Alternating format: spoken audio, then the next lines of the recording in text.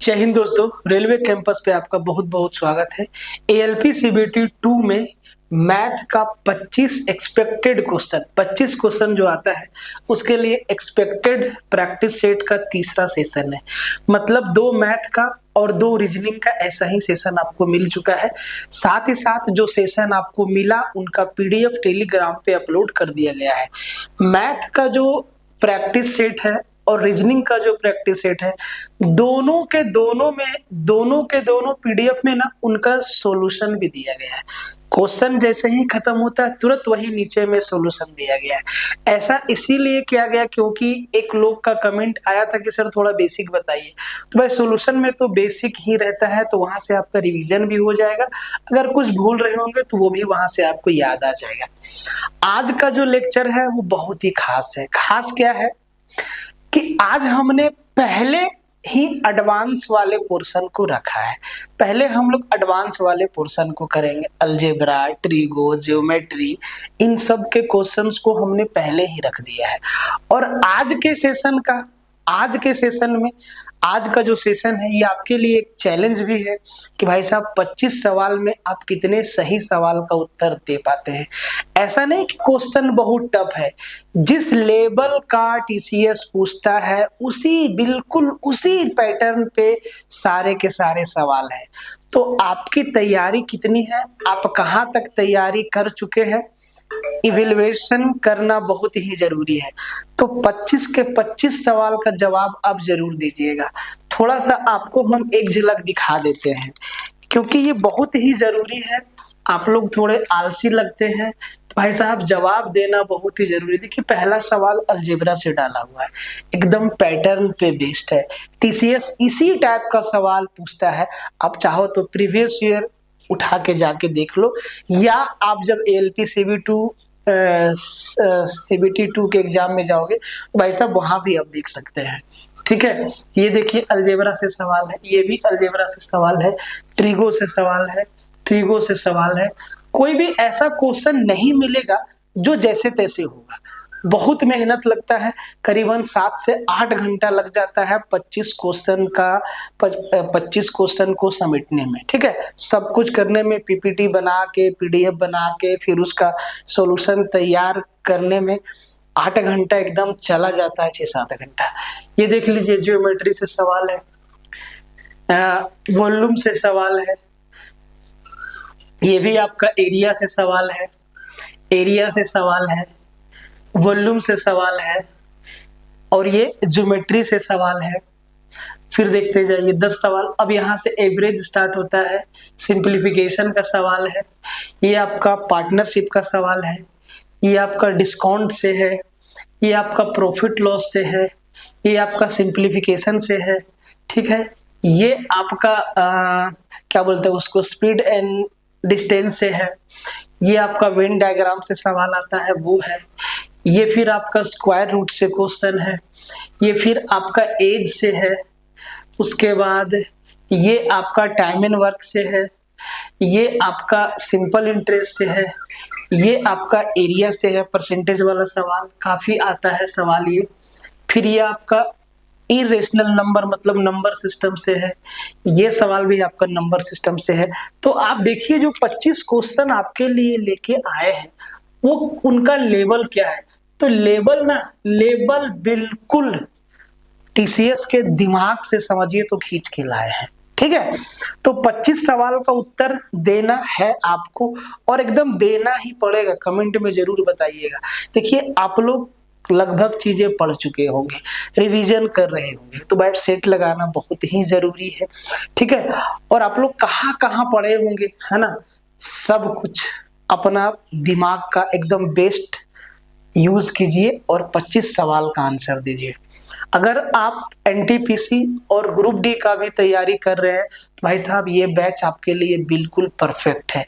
इस बैच में आप इनरोल हो सकते हैं। फोकस स्टडी विद अभी ऐप प्ले स्टोर पे अवेलेबल है। साथ ही साथ सबसे पहले कि टेलीग्राम ज्वाइन करना तो बिल्कुल ना भूले क्योंकि इसका पीडीएफ वहीं पे दिया जाएगा। और आपको फिर से बताते हैं पीडीएफ में सॉल्यूशन भी है।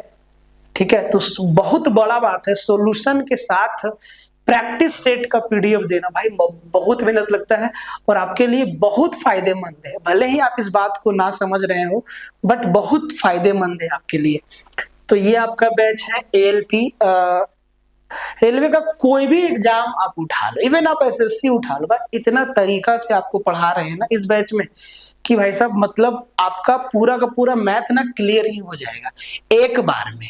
ठीक है, दोबारा पढ़ने की आवश्यकता नहीं है। अगर आपको सिर्फ मैथ चाहिए तो सिर्फ मैथ्स भी अवेलेबल है। ठीक है, अगर आप एएलपी 2025 में लगे हुए हैं तो भाई साहब उसके लिए भी बैच है।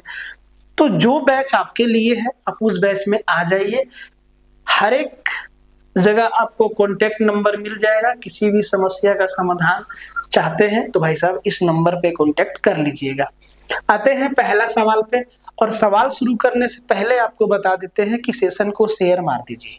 ठीक है, सेशन को शेयर मार दीजिए, मैक्सिमम लोगों तक पहुंचाओ। जितना भी आपके कॉन्टैक्ट में सोशल मीडिया ग्रुप्स है आप हर जगह शेयर करो इस लेक्चर को। ठीक है, बहुत जबरदस्त लेक्चर होने वाला है। देखिए पहला सवाल, कैसे बनाएंगे, इसका अप्रोच क्या। तो भाई साहब सवाल पढ़ते ही समझ में आ जाना चाहिए कि फलना टॉपिक से सवाल है। ये चीज आपके अंदर होना चाहिए, नहीं है तो लाना होगा और आप ही को लाना होगा, कोई ला के नहीं देगा।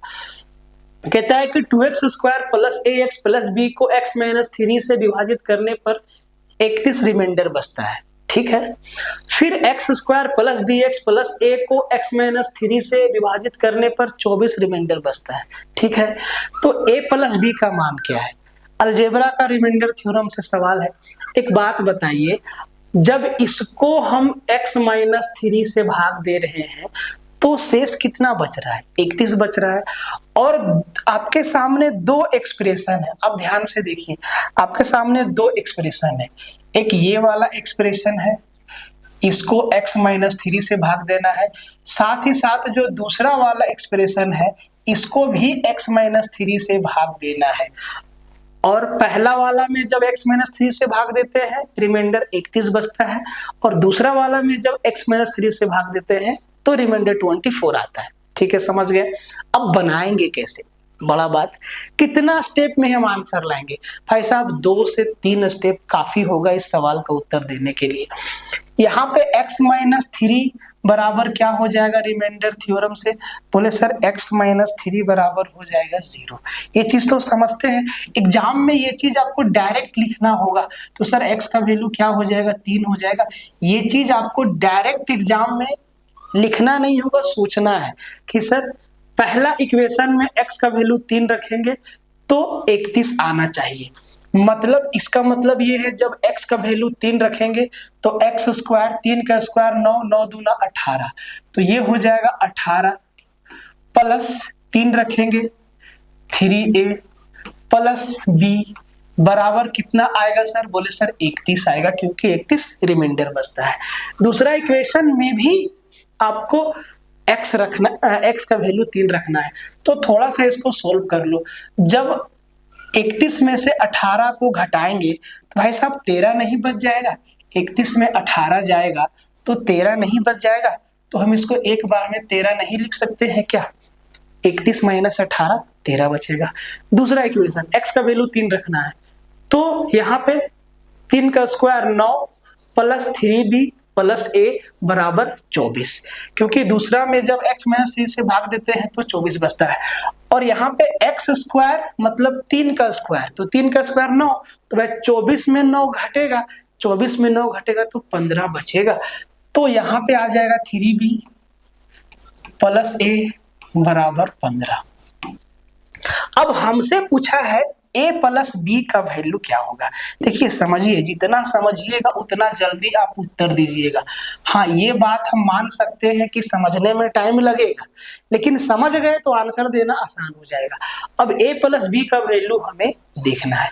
अब जरा इसको देख के आपको क्या लगता है कि a और b का वैल्यू नेगेटिव आएगा? कभी नहीं आएगा। तो a और c तो हमारा उड़ गया, बचा सर 2 ऑप्शन। अब अगर हम यहां से वैल्यू एज्यूम करें, ठीक है, कि अगर हम a यहाँ पे आप ध्यान दीजिए 3a प्लस बी बराबर 13 है और 3b प्लस ए बराबर 15 है। तो हम चाहे तो इन दोनों इक्वेशन को जोड़ के सोल्व कर सकते हैं। ए और बी का वैल्यू आएगा, नहीं करना है, अज्यूम करना सीखो कि छोटा इक्वेशन है। तो भाई साहब ए का वैल्यू 1 2 3 4 5 ही होगा, 5 भी नहीं होगा, क्योंकि अगर हम ए की जगह पे 5 रखेंगे तो ये 5 तिहाई 15 हो जाएगा अकेले। ए की जगह पे 4 रखेंगे तो 4 तिहाई 12 हो जाएगा, तो बी हमारा 1 होगा। वैल्यू दोनों में सेटिस्फाई करना चाहिए। ए का वैल्यू 3 रखेंगे तो ये 3 तिहाई 9, 13 में 9 गया, तो भाई बी का वैल्यू 4, ये हो सकता है।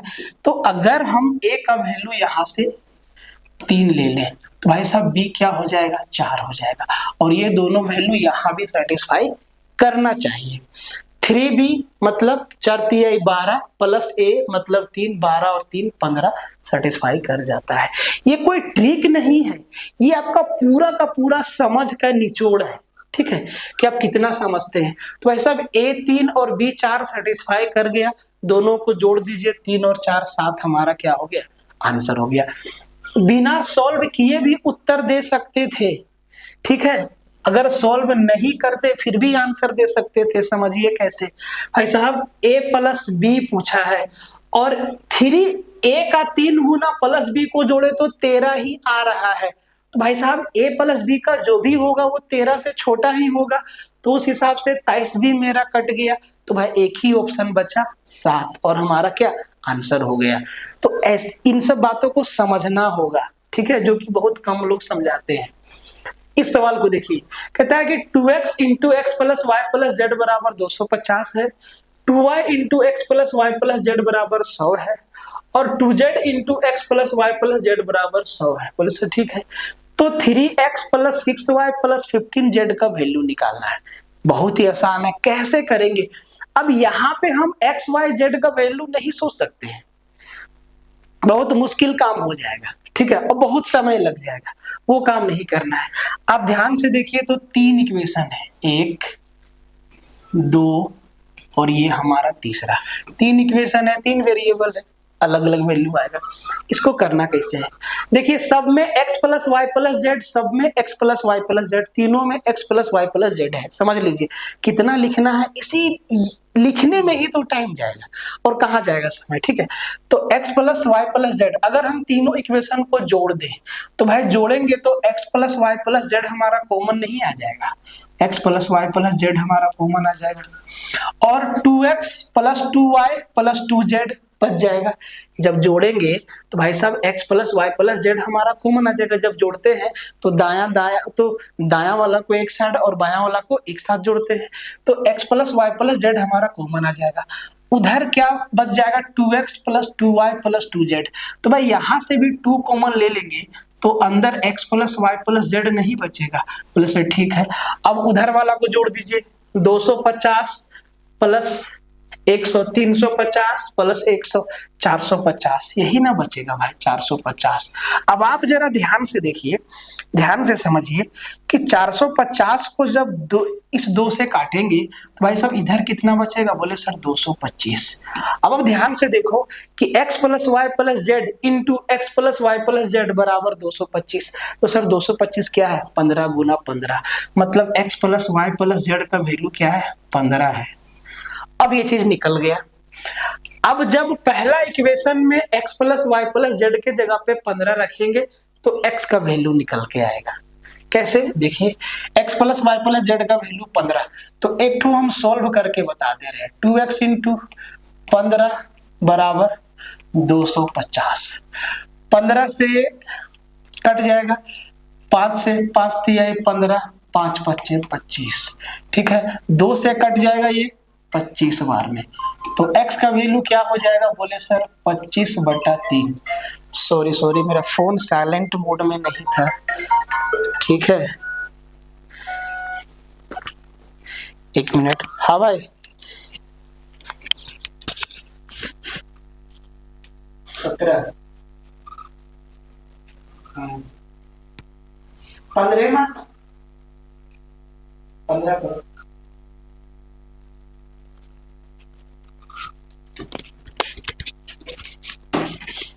सॉरी एक फोन आ गया, अर्जेंट भी था, ठीक है।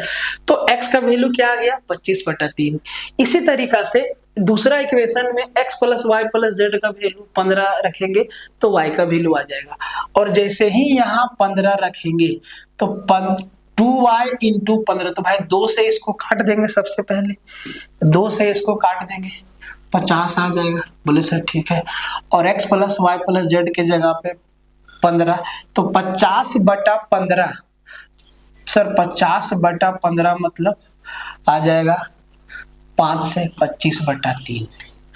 और आपका तीसरा इक्वेशन भी सेम है, तो z का वैल्यू भी आ जाएगा 10/3 ना होगा, हम गलत काट दिए, 5 से काटेंगे तो 10/3, 50/15, 5 एकम 5, 10 और 5 दिए 15। और z का भी वैल्यू क्या होगा 10/3।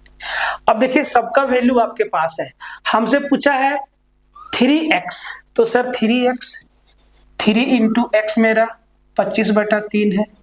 बोले सर ठीक है। प्लस ये हमसे पूछा है 6y, 6 इंटू वाई मेरा क्या है 10/3, प्लस 15z, z मेरा क्या है 10/3। अब इसको कर दीजिए सॉल्व आप, ठीक है। 3 से 3 गया, 3 से गया 2 बार में, 3 से गया 5 बार में, तो यहाँ आ गया 25 और यहाँ 10 दूना 20, 45 और 50 95, 95 हमारा क्या हो गया आंसर हो गया। ऐसे बनाना था इस सवाल को, ठीक है। इतना कैलकुलेशन करना होगा आपको। ये ऐसा सवाल है जो सदियों से पीछा नहीं छोड़ रहा है, ठीक है। a² + 1/a² = 3 है। इसको, इस सवाल का उत्तर आपको देना चाहिए, ठीक है। इस सवाल का उत्तर आपको देना चाहिए। अगर a², अच्छा इसको लिखना भी नहीं भाई, अगर a² + 1/a² का वैल्यू 3 दिया हुआ है तो a + 1/a का वैल्यू क्या हो जाएगा। बोले सर डायरेक्टली अगर आप समझ पाते हैं तो a + 1/a का वैल्यू √5 आ जाएगा, ठीक है। दो उधर जाके जुड़ेगा और स्क्वायर के लिए रूट चढ़ जाएगा। यहां से इस चीज पे आना बहुत ही आसान है, ये कुछ और नहीं, a + 1/a का होल स्क्वायर से ही तो ये चीज आया है। तो a + 1/a बराबर √5 आ गया। आगे हम चाहते हैं कि इसका आंसर आप कमेंट में जरूर दें, कमेंट में जरूर दें। और भाई साहब वीडियो को शेयर जरूर मारिए। जबरदस्त क्वेश्चन लेके आए हैं, ऐसा नहीं कि बहुत मुश्किल है, एकदम पैटर्न पे बेस्ड है। टीसीएस जो पूछता है उसी पे बेस्ड है, तो ये बहुत यूजफुल है आपके लिए। तो तीसरा नंबर क्वेश्चन का आंसर आप लोग दीजिए कि AQ + 1/AQ का वैल्यू क्या होगा। वैसे पीडीएफ में तो पूरा सॉल्यूशन दिया हुआ है, आप इसका उत्तर दीजिए, ठीक है। क्वेश्चन नंबर 4, जो भी बच्चा इस सवाल को पूरा कैलकुलेट करेगा वो सबसे बड़ा बेवकूफ होगा, एक बात आप समझ लीजिए। क्योंकि ट्रिगो में कुछ वैल्यू आपको याद रखना होगा। जैसे आप 0 degree, 30 degree, 45 degree, 60 degree, 90 degree याद रखते हैं, उसी तरीका से कुछ वैल्यू हम आपको बताते हैं।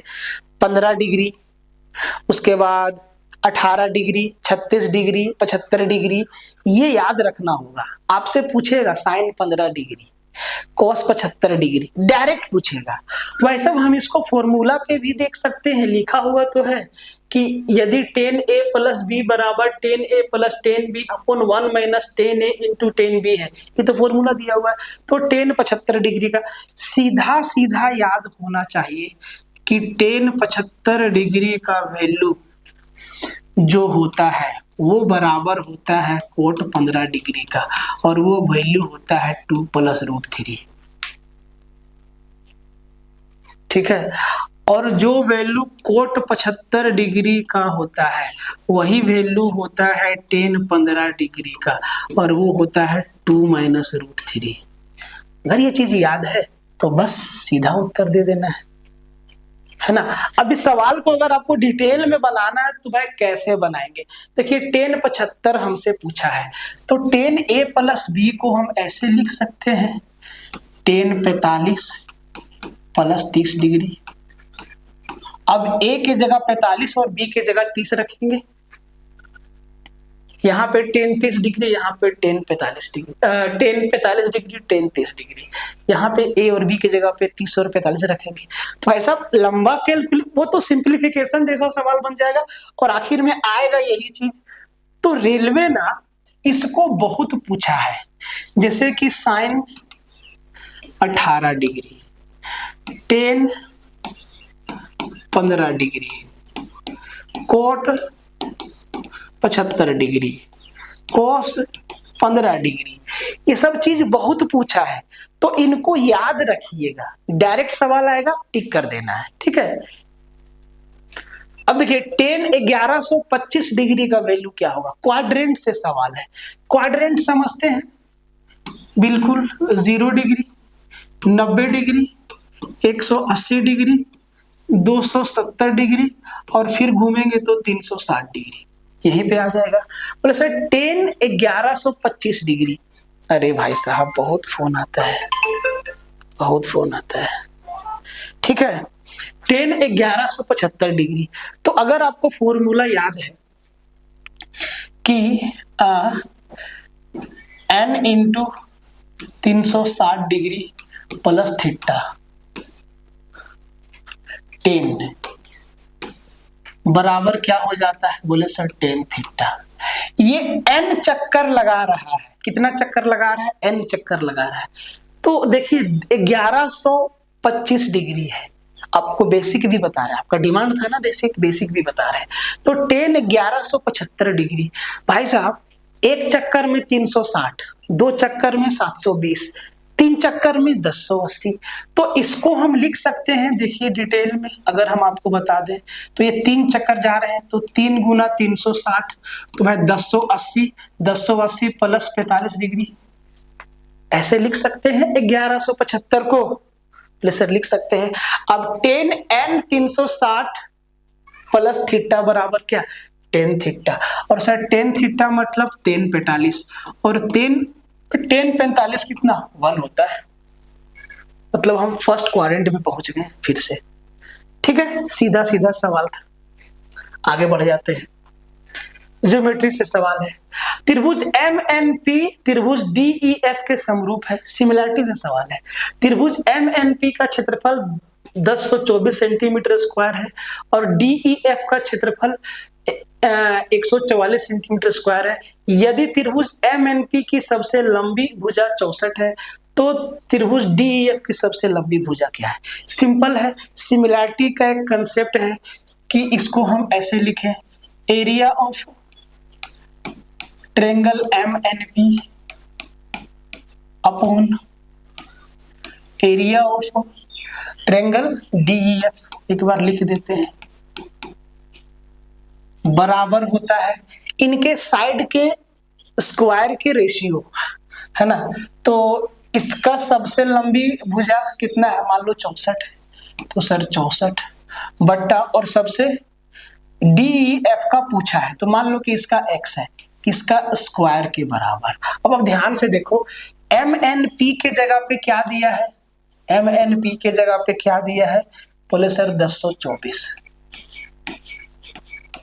और DEF के जगह पे क्या दिया है, बोले सर 144। और सर इधर से स्क्वायर हटेगा तो इधर रूट लगेगा, बोले सर बिल्कुल रूट लगेगा। अब 1024 मतलब 32, 144 मतलब 12 बराबर 64 बटा x। तो सर 32 दूना और 12 दूना 24, ऑप्शन डी हमारा क्या हो जाएगा, आंसर हो जाएगा। सीधा सीधा थ्योरम है ये, ठीक है। आगे बढ़ जाते हैं, समझते जाइए। कहता है कि 36 सेंटीमीटर के व्यास की एक ठोस गोल धातु की बॉल को पिघलाया जाता है और उसे 12 सेंटीमीटर व्यास एवं 12 सेंटीमीटर ऊंचे ठोस शंकु बनाया जाता है। बताएं कि इस पिघले हुए धातु का प्रयोग करके बनाए गए शंकुओं की संख्या कितना है। अब एक सिंपल सवाल है, ठीक है।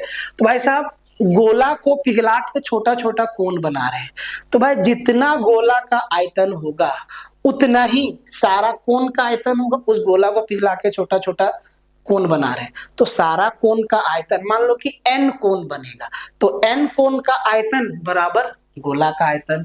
तो सर गोला का आयतन क्या होता है? 4/3 पाई आर क्यूब। ठीक है, ये होता है।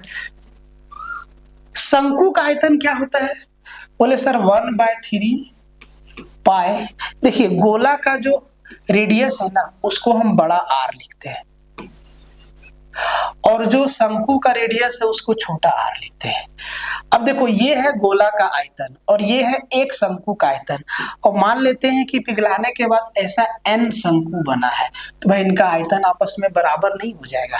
यही चीज ना सवाल में दिया है। बोले सर ठीक है। अब देखिए ध्यान से भाई साहब, एग्जाम में पाई को लिखना ही नहीं है क्योंकि ये कट जाएगा दोनों तरफ, इसको लिखना ही नहीं, इस पर ध्यान ही नहीं देना है। ठीक है, अब देखो जो आपका गोला है उसका डायमीटर है 36 सेंटीमीटर, इसको 36 तो उसका रेडियस कितना हो जाएगा? 18। मतलब ये हो जाएगा 4 गुना 18 गुना 18 बराबर, ये 3 से 3 कट जाएगा। बोले सर ठीक है। और जो हम 1/3 पाई आर स्क्वायर एच होता है इसका, सॉरी भूल गए, 1/3 पाई आर स्क्वायर एच होता है। ठीक है, और जो हम शंकु बना रहे हैं उसका व्यास है 12 सेंटीमीटर, तो वह रेडियस कितना? 6। तो सर 6 गुना 6 गुना h हाइट कितना है? बोले सर 12 सेंटीमीटर गुना 12 और गुना में n। इसी n का वैल्यू हमसे पूछा है। अब काटने में क्या वक्त लगेगा? 6 से काटो 3 बार, 6 से काटो 3 बार। बोले सर ठीक है। अब यहाँ पे आपका 6 दूना 12 और 6 तिया 18। बोले सर ठीक है। 2 से कट गया 2 दूना 4, तो ये 3 तिया 9 तिया 27, 27 दूना 54, टोटल 54 कोण बनेगा बड़ा वाला शंकु को पिघला के। आगे बढ़ जाए। बहुत अच्छा सवाल है और लॉजिकल सवाल है। ठीक है, किसी समचतुर्भुज के विकर्ण 5:4 के अनुपात में है तो समचतुर्भुज के क्षेत्रफल और उसके विकर्ण का गुणनफल का अनुपात क्या होगा?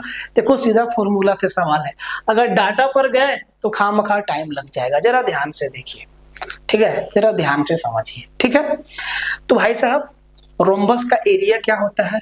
बोले सर जो उसका एरिया होता है वो होता है हाफ इंटू दोनों डायगोनल का गुणनफल। बोले सर ठीक है। अगर हम इनको इसके नीचे में ले आए, इनको इसके नीचे में ले आए तो एरिया अपॉन दोनों डायगोनल का गुणनफल 1/2 हो जाएगा। बोले सर ठीक जी हो जाएगा 1/2। तो सर यही ना होगा हमेशा, एरिया रोम्बस का एरिया और उसके दोनों डायगोनल के गुणनफल का जो अनुपात है वो 1:2 ही ना होगा हमेशा, और यही हमारा क्या हो जाएगा? आंसर हो जाएगा। देखिए क्या पूछा है, कितना अच्छा सवाल है। ठीक है, अब चाहे तो आप यहाँ D1 और D2 का वैल्यू भी रख सकते हैं, आंसर वही आएगा। ठीक है, आंसर वही आएगा। आगे बढ़ जाए। एक समांतर चतुर्भुज की ऊंचाई 7 सेंटीमीटर है तथा क्षेत्रफल 161 सेंटीमीटर स्क्वायर है। इसके आधार की लंबाई क्या है? जो पैरेललोग्राम है ना भाई, जो पैरेललोग्राम है इसका हाइट दे दिया है आपका, ये हाइट है और ये इसका बेस है। ठीक है, ये इसका बेस है, तो इसका एरिया क्या होता है? एरिया बराबर हाइट इंटू बेस होता है, आधार गुना ऊंचाई। अब देखो क्षेत्रफल दे दिया है 161, ये 161 है और इसका ऊंचाई दे दिया है 7। तो भाई हमसे b का वैल्यू पूछा है, तो 7 से 161 में भाग लगाएंगे, 23 बार में जाएगा। 23 सत्ते 161, 23 सेंटीमीटर बेस का लेंथ होगा। समझ गए ना, बहुत आसान है। शेयर मार देना लेक्चर को, ठीक है, जरूर से शेयर मारना, कम से कम 10,000 लोगों तक ये लेक्चर पहुंचे, इतना काम आप कर देना। ठीक है, वॉल्यूम से सवाल है, कहता है कि दो बेलनों की त्रिज्याओं का अनुपात 2:3 है, उनकी ऊंचाइयों का अनुपात 5:3 है। यदि एक बेलन का आयतन 160 घन इकाई है तो दूसरे बेलन का आयतन ज्ञात करना है। दो बेलन है, बेलन का आयतन क्या होता है? पाई आर स्क्वायर एच, यही ना होता है भाई। तो दो बेलन है, दोनों का रेडियस अलग अलग है, दोनों का हाइट अलग अलग है, ठीक है। इसमें से एक बेलन का वॉल्यूम दे दिया है, ठीक है, दूसरे बेलन का वॉल्यूम हमसे पूछा है। तो जो पहला बेलन है इसका वॉल्यूम बराबर पाई, इसको माने बड़ा R स्क्वायर इंटू बड़ा H, ठीक है। जो दूसरा बेलन है उसका वॉल्यूम माने V1 और इसका जो आयतन है वो बराबर क्या हो जाएगा, पाई छोटा R स्क्वायर और छोटा H। यही चीज दिया हुआ है ना। भाई इनका रेशियो दिया हुआ है तो रेशियो ही तो लगा देते हैं, यहीं पे रेशियो लगा दिए डायरेक्ट, ठीक है, रेशियो लगा दिए, रेशियो लगा दिए, ठीक है। अब देखिए पहला बेलन का आयतन दे दिया है 160, तो भाई साहब इस भी के जगह पे क्या रख देंगे 160 और V1 हमसे पूछा है। अब देखो पाई से पाई तो उड़ जाना है, इसको तो कैलकुलेशन में लेना भी नहीं है, बोले सर नहीं लेना है, बिल्कुल पाई से पाई उड़ जाना है। अब जरा देखो इनका रेडियस, तो भाई पहला बेलन का रेडियस 2 है और दूसरा बेलन का रेडियस 3 है। तो भाई यहाँ पे 2 का स्क्वायर क्या हो जाएगा, बोले सर 4 गुना यहाँ पे दूसरा बेलन का रेडियस है 3, तो 3 का स्क्वायर 9 हो जाएगा गुना। अब इनका हाइट, पहला बेलन का हाइट 5 है, तो यहाँ पे बड़ा वाला H की जगह पे क्या रखेंगे, बोले सर 5 रखेंगे। जो तरीका हम आपको सिखा रहे हैं ना, यही चीज एग्जाम में लिखना है एक बार में, ठीक है। और दूसरा हाइट है 3, तो यहाँ पे छोटा H की जगह पे क्या लिखेंगे, 3 लिखेंगे। अब एक बात बताइए, V1 का वैल्यू आएगा कि नहीं आएगा, बिल्कुल आएगा। काट दीजिए इसको, कटेगा क्या, बिल्कुल कटेगा सर। ये आपका 4 से कट जाएगा, 4 पचे 20, 8 160, 8 बार में, और ये 8 9 72 और 72 तिहाई 72 गुना 3, तो 3 72 तिहाई 216। तो V1 का वैल्यू क्या आ जाएगा, 216 क्यूबिक यूनिट।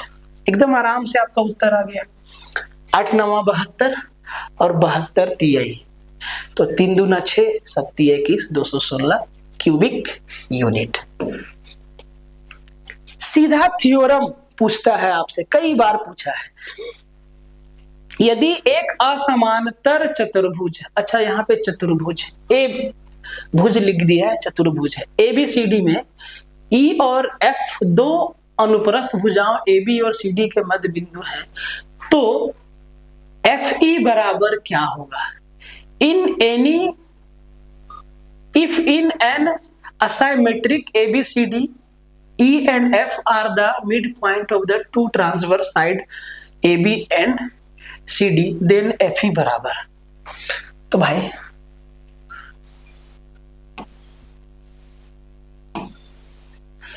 ये ABCD है, इनका मिड पॉइंट F और E है, ठीक है। तो जो FE होता है वो होता है हाफ ऑफ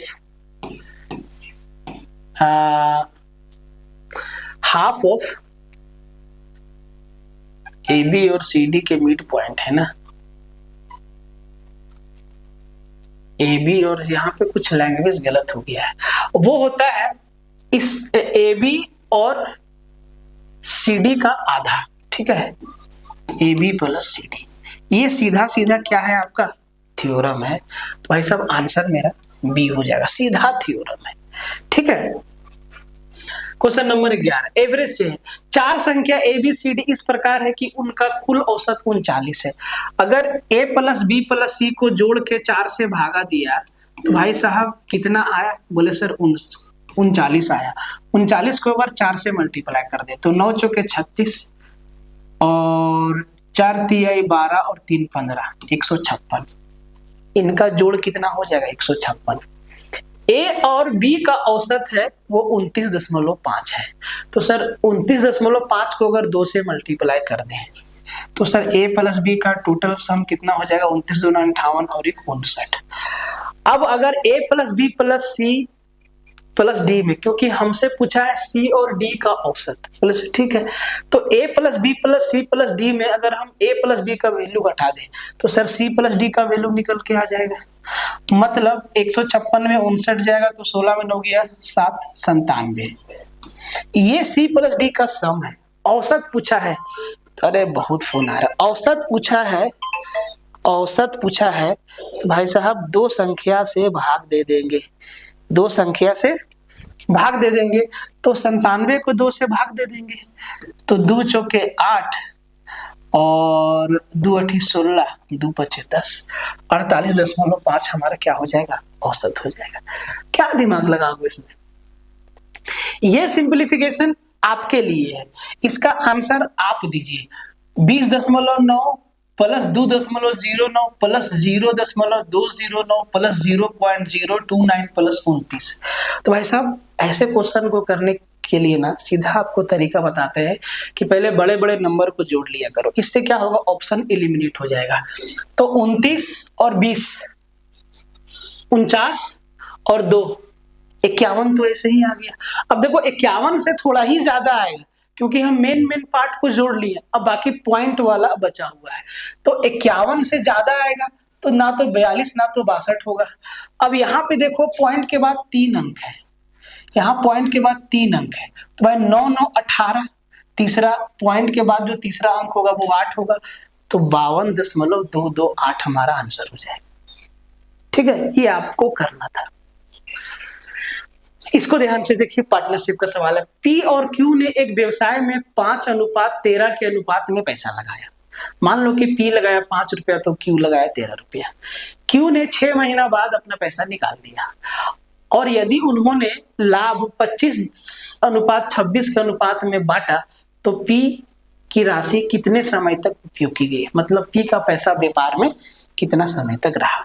यहां आपको पता होना चाहिए कि जिस अनुपात में, जो अनुपात मेरा पूंजी का होता है उसी अनुपात में हम लोग लाभ को बांटते हैं। तो पी 5 रुपया लगाया और क्यू 13 रुपया लगाया, मान लेते हैं। क्यू जो है 6 महीने बाद अपना पूंजी ले लिया तो भाई साहब पी लगाया 5 और क्यू लगाया 13। क्यू का पैसा 6 महीने तक रहा, 13 6 महीने तक रहा और 5 मान लेते हैं कि x महीने तक रहा और इसी अनुपात में बांटते हैं लाभ को तो 25/26। यहाँ इतना ही काम तो करना है आपको। ठीक है, अब इसको जरा आप काट दीजिए प्यार से। तो 13 से 2 बार में 26, 5 से 5 बार में 25 और 2 से 3 बार में और 3 बचे 15। x का वैल्यू क्या आ गया, 15 महीना। 15 महीना मतलब P का पैसा 15 महीना तक व्यापार में रहा। यही चीज हमसे पूछा था। प्रॉफिट डिस्काउंट से सवाल है। एक दुकानदार सप्ताहांत में, मतलब एंड ऑफ द वीक, सप्ताह के अंत में 60% की छूट पर एक कपड़े को बेचता है। रविवार को ये 10% एक्स्ट्रा डिस्काउंट देता है। आप रविवार को एक शर्ट 36 रुपया में खरीदते हैं, आपको उसी शर्ट उसी महीने के मंगलवार को खरीदना है तो आपको कितना पैसा देना होगा, कितना ज्यादा नहीं कितना पैसा देना होगा वो पूछा है। ठीक है, कितना पैसा देना होगा। जो शर्ट आपको रविवार को 36 रुपया में मिल जाता है, क्योंकि रविवार को 60% प्लस 10%, तो 70 नहीं बोलना है, 60% और फिर 10%, 2 लगातार डिस्काउंट मिलता है, तब जाके आपको 36 रुपया में मिलता है कपड़ा। एक बात बताइए, कपड़ा का दाम मान लो 100 रुपया था और हम रविवार को खरीदने गए तो भाई साहब 60% छोड़ देगा तो 40% लेगा। 40% मतलब 40/100 मतलब 2/5 और फिर इस पे 10% का एक्स्ट्रा छूट देगा मतलब 90% लेगा और 90% मतलब 9/10 और तब जाके हमको 36 रुपया में शर्ट मिलेगा। बोले ये कैलकुलेशन समझ में आया? x रुपया दाम है शर्ट का, 60% छोड़ दिया तो वह 40% लिया, तो 40% का फ्रैक्शन वैल्यू 2/5।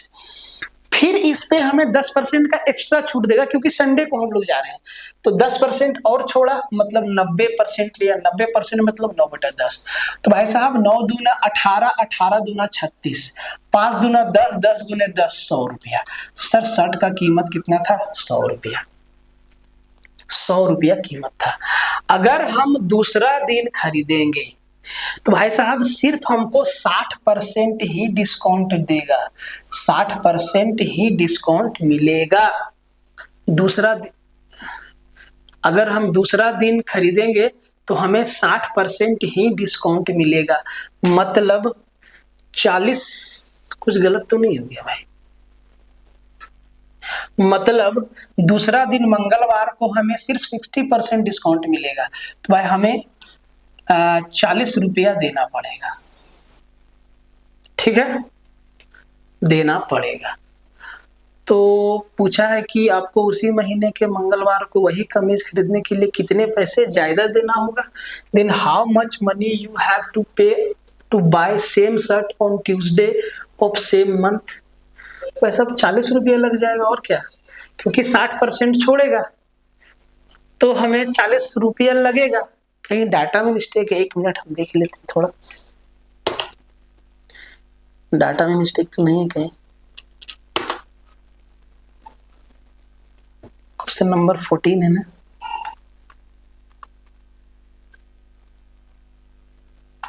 किधर है भाई?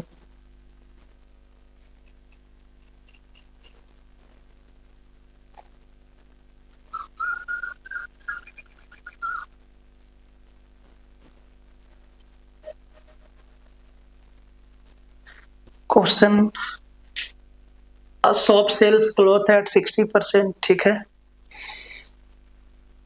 आप रविवार को, ओहो सवाल ठीक है, सवाल समझने में गड़बड़ हो गया, ठीक है। ये चीज सही लिखा हुआ कितना ज्यादा देना होगा, ये सिर्फ ना, ये 60% सिर्फ रविवार को 60% और 10% है, ठीक है।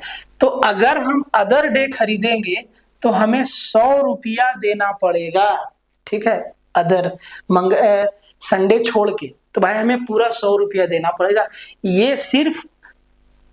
ये डिस्काउंट सिर्फ संडे को है, ठीक है, अदर दिन हमको 100 रुपया देना पड़ेगा। तो भाई कितना ज्यादा देना पड़ेगा, तो हम संडे को 36 दे रहे हैं, तो 100 में 36 गया तो बोले सर 64 रुपया ज्यादा लग जाएगा, 64 हमारा क्या आंसर हो जाएगा। मेरे दिमाग में क्या आया कि ये डिस्काउंट हर दिन मिल रहा है और ये सिर्फ संडे को मिल रहा है, ये दिमाग में, जबकि ऐसा बात नहीं था। 13% हानि और 15% लाभ के बीच का अंतर जो है 63 रुपया था। प्रश्न में वस्तुओं का लागत मूल्य क्या है? सिंपल सवाल है। 13% हानि को भी मैनेज कर लिया, साथ ही साथ 15% लाभ पे भी गया, तो भाई साहब इनका जो डिफरेंस है वो आया 63 रुपया, मतलब 13 और 15 28, 28% का जो वैल्यू है वो भाई साहब आ गया 63 रुपया। तो 100% का वैल्यू कितना होगा ये आप निकाल के बताइए। तो 7 चौके 28 और 7 निम्मा 63, 4 से 2500, 225 रुपया। ऐसे करना था इस सवाल को, ठीक है। अब देखो बहुत लोग को ये चीज समझ में नहीं आया, कैसे किए, देखो भाई, देखिए पहले हम शर्ट को बेच रहे थे 13% के हानि पर, फिर हम शर्ट को बेचे 15% के लाभ पर। तो मान लो कि शर्ट का प्राइस जो है x रुपया है, तो अगर बेसिक से जाएंगे तो x का 115% माइनस x का 87%, 87%, 13% का लॉस हो रहा है तो 87 में बेच रहा है, तो भाई साहब इसका वैल्यू क्या आ जा रहा है, बोले सर कितना आ रहा है, 63 रुपया आ रहा है।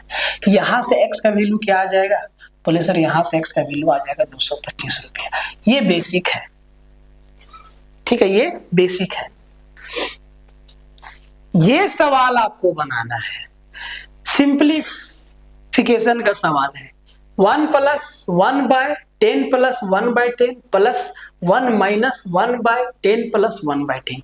इसका आंसर आप बताइए।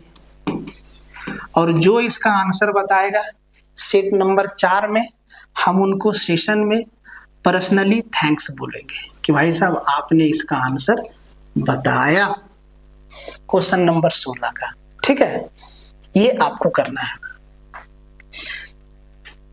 बेसिक बोलते थे, भाई साहब बेसिक लिख के दिए हैं। इस सवाल को दो तरीका से बना सकते हैं, एक तो डिटेल में और जिसको आप लोग ट्रिक कहते हैं, ट्रिक के में। तो भाई साहब ये तो ट्रिक नहीं है, कैलकुलेशन का पार्ट ही तो है। ठीक है, तो कह रहा है कि एक ही समय पर शुरू हुई दो कारें ए और बी एक दूसरे से विपरीत दिशा में चलते हुए और मिलने के बाद क्रमशः 5 घंटे और 6 घंटे बाद अपने गंतव्य पर पहुंचती है। यदि कार ए की गति 55 किलोमीटर पर आवर है तो कार बी की गति क्या होगी। ये जो ट्रिक है सिर्फ इसी सवाल में लगेगा। ठीक है, सिर्फ इसी टाइप का सवाल में लगेगा। तो भाई साहब एक कार जो है ए से जा रही है बी की तरफ, एक कार जो है ए से जा रही है बी की तरफ और दूसरा कार बी से आ रही है ए की तरफ। ठीक है, और दोनों यहाँ पे मिला, दोनों यहाँ पे मिला। मिलने के बाद बी जो है ए तक पहुंचने में 6 घंटा लिया और मिलने के बाद ए जो है बी तक पहुंचने में 5 घंटा लिया।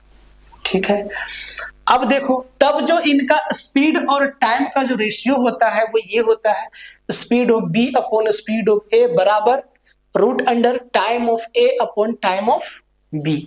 तो सर यहाँ पे ए का स्पीड दिया हुआ है, ए का स्पीड दिया हुआ है 55 किलोमीटर पर आवर। तो स्पीड ऑफ बी हमसे पूछा है, ए का स्पीड क्या दिया है 55 किलोमीटर पर आवर। जैसे ठीक है, बराबर रूट अंडर टाइम ऑफ ए को टाइम कितना लगा है, बोले सर 5 घंटा, और बी को टाइम कितना लगा है, बोले सर 6 घंटा। ठीक है, अब रूट हटाएंगे तो इधर स्क्वायर चढ़ेगा कि नहीं चढ़ेगा। या स्पीड ऑफ बी अगर डायरेक्टली हमसे पूछा है, स्पीड ऑफ बी डायरेक्टली हमसे पूछा है, तो स्पीड ऑफ बी बराबर 55 गुना रूट अंडर 5/6, 55 गुना रूट अंडर 5/6। ठीक है, बाकी इसको सॉल्व करके भी आप लोग लिख सकते हैं। ठीक है, इसको सॉल्व करके भी लिख सकते हैं, इसको सॉल्व कर दीजिएगा उत्तर आपका आ जाएगा। ये इसको याद रखना है, अगर इस टाइप का सवाल आता है तो इस कंसेप्ट पे आपका बन जाएगा, लेकिन सिर्फ इसी टाइप का सवाल बनेगा। ठीक है, इसका आंसर कर लीजिएगा वेन डायग्राम से। वेन डायग्राम से बहुत ही आसान सवाल आता है भाई साहब। यहाँ 3 गेम खेलता है MNL। ठीक है, तो कहता है कि खेल L खेलने वाला, गेम L खेलने वाले छात्रों की कुल संख्या। तो भाई ये मेरा L का सर्कल है ना, इसके अंदर टोटल स्टूडेंट कितना है सबको जोड़ दीजिए। 18 9 7 6 18 प्लस 9 प्लस 6 प्लस 7। तो भाई साहब 18 और 9 27, 27 और 6 33, 33 और 7 40। सीधा आंसर हो गया। ठीक है, आगे बढ़ जाते हैं। स्क्वायर रूट से सवाल है कि रूट 169 का वैल्यू 13 है, तो रूट अंडर 0.0000169 का वैल्यू क्या हो जाएगा। ठीक है, 169 का वैल्यू क्या हो जाएगा, इस सवाल का उत्तर भी आपको देना है। रूट 169 का वैल्यू दे दिया है 13। ठीक है, सर पॉइंट के बाद कितना आ गया, 1 2 3 4 5 6 7 7 है कि 8 है, ये चीज देख लेते हैं एक बार। ठीक है, यहाँ पे पॉइंट के बाद अंक सही है कि गलत है। ठीक है, किधर गया,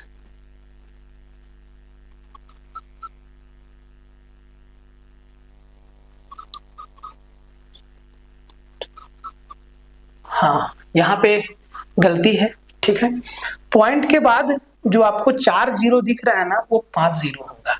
ठीक है, ये ऐसे होगा, रूट अंडर 0.0234 5 उसके बाद 169 होगा अपॉन 13 होगा।